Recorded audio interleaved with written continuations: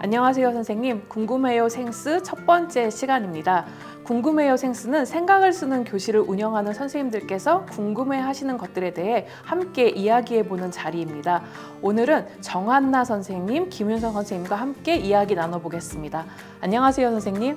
안녕하세요, 정한나입니다. 안녕하십니까, 김윤성입니다. 궁금해요 생스 첫 번째 시간 주제를 알아볼까요? 오늘의 주제는 질문하기가 뭐길래입니다. 생각을 쓰는 교실은 질문하기, 탐구하기, 쓰기 세 단계로 이루어진 수업평가 모델인데요. 그중에 첫 번째 단계인 질문하기에 대해서 오늘 이야기해 보려고 합니다. 정한나 선생님, 우리가 궁금해요 생스의 첫 번째 주제를 질문하기가 뭐길래로 잡은 이유가 있죠? 네, 저는 질문하기 단계가 생각을 쓰는 교실의 첫 관문이자 핵심이라고 생각합니다. 학생들은 질문하기를 정말 어려워하잖아요. 평소에 질문을 만들어 본 경험도 별로 없고요. 그래서 오늘은 어렵지만 학생들이 좋은 질문을 만드는 것이 왜 중요한지에 대해서 이야기해 보려고 하고요. 그래서 먼저 생각을 쓰는 교실에서 말하는 질문이란 무슨 의미인지 그 개념을 먼저 살펴보려고 합니다.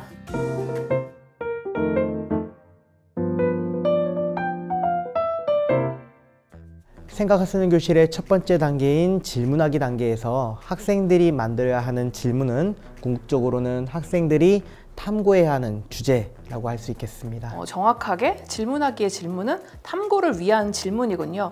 탐구 주제라고 해도 괜찮겠죠? 네, 그래서 질문하기는 교과학습에 맞는 탐구 활동을 학생이 주도적으로 진행하기 위한 시작점인데 그러기 위해서는 학생이 직접 질문을 만들어야 된다는 것이 포인트겠죠. 학생이 스스로 탐구하고자 하는 것을 질문의 형태로 표현한다. 이렇게 생각하면 좀 더 쉽지 않을까 생각이 듭니다. 네, 그래서 질문하기가 중요한 것 같아요. 사실 좋은 질문을 만들었다는 것은 문제 해결의 실마리나 기본적인 방향성을 제대로 잡았다는 것을 의미하잖아요. 근데 그게 또 제일 어려운 지점이기도 하죠? 맞아요. 특히 스스로 만드는 것이 중요한데 선생님께서 떠먹여 주시는 질문을 수동적으로 받아든 상태에서 시작하는 것과 학생이 직접 질문을 만들어서 탐구를 하는 것은 탐구의 깊이에 차이가 있을 수밖에 없겠죠. 정말 차이가 있을 수밖에 없는 것 같아요. 그리고 스스로 질문을 만든 것을 가지고 탐구를 하면 학습에 대한 동기 수준 자체도 굉장히 높아지는 것 같습니다. 지금 질문하기에 대한 설명을 듣다 보니까 저는 너무 무겁게 느껴지고 이렇게 해야 하나 저 좀 편하게 얘기하고 싶은데 다시 묻겠습니다. 탐구 질문 꼭 이렇게까지 해야 되나요? 전 좀 편하게 하고 싶어요. 선생님, 질문하기를 대충 하면 탐구 과정이 엉성해질 수밖에 없고 또 탐구 과정이 엉성하면 쓰기 결과물이 좀 안 좋아질 수밖에 없잖아요. 우리 생각을 쓰는 교실을 하는 선생님들이시면 질문하기의 중요성은 다 아시는 거 아닙니까? 지금 너무 제 눈을 보면서 막 말씀하시고 다 맞는 말만 해서 제가 할 말이 없습니다. 저는 스스로 만든 질문에 학생들이 애착을 가지는 모습을 보면서 질문하기의 중요성을 한 번 더 느끼게 되었습니다. 질문에 애착을 갖는다. 어떤 의미일까요? 생각을 쓰는 교실을 운영하다 보니까 평소에 수업에 소극적이었던 학생들도 내가 만든 질문이다, 내 거다 이런 생각을 가져서 그런지 수업이 끝난 다음에도 찾아와서 선생님께 질문에 도움을 받고자 한다거나 코칭을 받고자 한다거나 그런 모습들을 살펴볼 수 있었습니다. 교무실까지. 저도 사실 그런 비슷한 경험이 있습니다. 그때 좀 교사로서 뿌듯하죠. 네, 맞아요. 그런 모습을 볼 때 스스로 질문을 만듦으로써 교과학습에 대한 자기 질문에 대해 답을 내보려고 하는 과제 집착력을 엿볼 수 있었습니다. 그리고 최종 산출물에 대해서 평가를 할 때에는 학생들이 실제로 깊이 있는 학습을 했구나 라는 것들을 채점 평가하면서도 한 번 더 읽어낼 수 있었죠. 그럼 그렇게 질문이 중요한 것이라면 좀 순서가 바뀐 것도 같지만 좋은 질문이란 무엇일까요?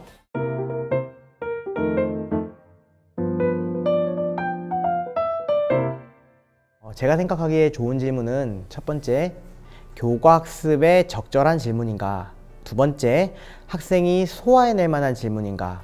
세 번째, 학생에게 삶에 연관되어 있는 것인가? 그리고 무엇보다 중요한 학생 자신의 생각을 이끌어내는 질문, 이런 질문들이 좋은 질문이라고 생각합니다. 네, 제 경우에는 구체적이고 범위가 한정되어 있는 질문, 그리고 뻔하지 않고 독창적인 질문, 그리고 여러 관점의 답이 나올 수 있는 개방된 질문이 좋은 것 같습니다.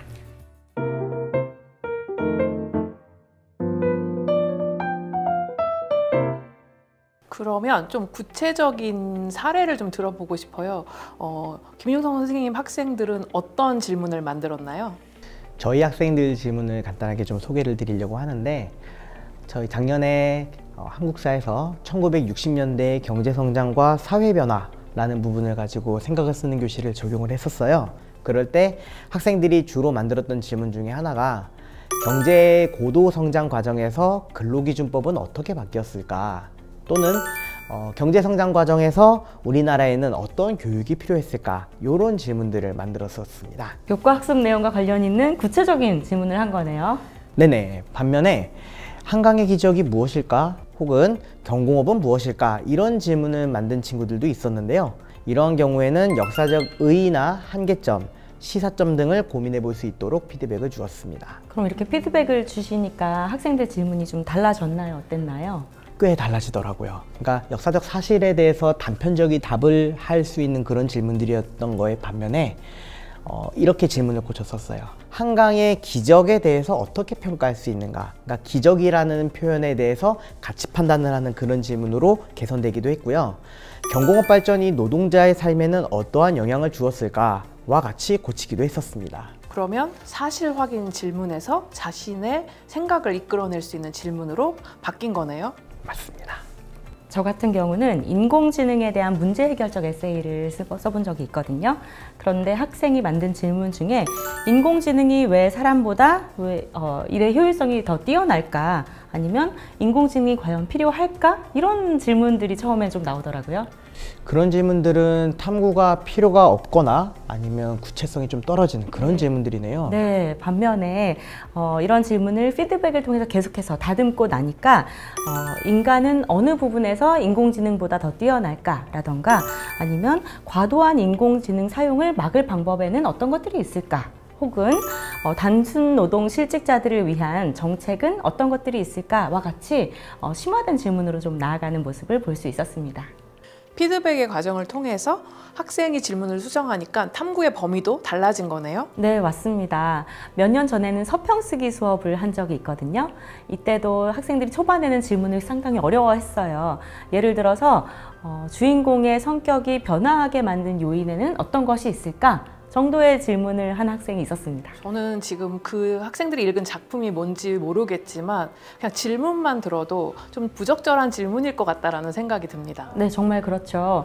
학생이 읽은 작품의 경우에는 그 작품 내에 질문을 해결하기 위한 단서 자체가 불충분했어요. 그리고 설령 작품에 따라서 단서가 나와 있는 경우도 있을 수 있잖아요. 하지만 그런 경우에도 이미 답이 정해져 있는 것을 찾는 수준에 불과하기 때문에 탐구 질문으로서는 여전히 적절하지 않다고 볼 수 있죠. 그럼 학생들이 질문을 좀 수정을 했을까요? 네, 좀 더 고민을 하게 만들었죠. 그랬더니 단기간에 인물의 성격이 극적으로 변화하도록 한 것이 이야기 전개상 적절한가 하는 수준의 질문으로 업그레이드 되었습니다. 등장인물의 성격 변화라는 내용은 살리되 그 등장인물의 성격 변화가 이야기 전개에 적절한가, 이런 부분들을 탐구할 수 있는 분석의 관점을 추가한 것이겠네요. 네, 분석의 관점이 들어가면서 좋은 탐구 질문이 하나 탄생하는 순간이 되었죠. 이렇게 사실 탐구 질문을 강조하고 또 피드백도 주면서 질문을 계속 정교하게 만드는 것이 사실 질문하기 단계에서만 필요해서가 아니라 다음 단계인 탐구하기와도 밀접하게 연관되는 부분이잖아요. 그렇죠. 바로 이렇게 탐구 질문을 만들면 그 다음 단계에서 이걸 가지고 문제 해결을 위해서 탐구하는 과정을 거치게 되니까요. 그러니까 질문하기 단계에서 탐구 질문을 제대로 만들지 않으면 탐구가 어렵다, 이런 말씀이실까요? 그렇다면 감히 질문이 전부다, 이렇게 이야기해도 될까요? 선생님, 그건 좀 아니지 않겠습니까? 질문도 잘해야 되지만 탐구하기도 잘해야 되고 또 쓰기도 잘해야 되겠죠. 정말 한나쌤 산 넘어 산이네요. 제발 좀 용기를 주세요. 그래도 탐구 질문을 잘 만들어두면 절반은 성공이다. 이런 의미일 수도 있을 것 같아요. 감사합니다. 좀 위로가 되네요. 잘 만든 탐구 질문 하나가 있으면 뒤에 탐구하기와 쓰기도 살린다. 꼭 기억을 하겠습니다. 네, 용기를 가지고 함께 도전해 보시죠. 좋습니다.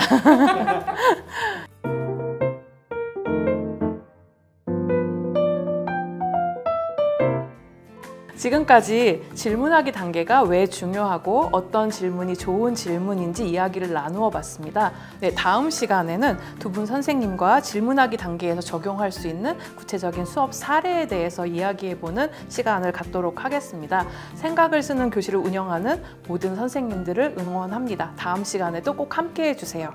궁금해요? 땡스!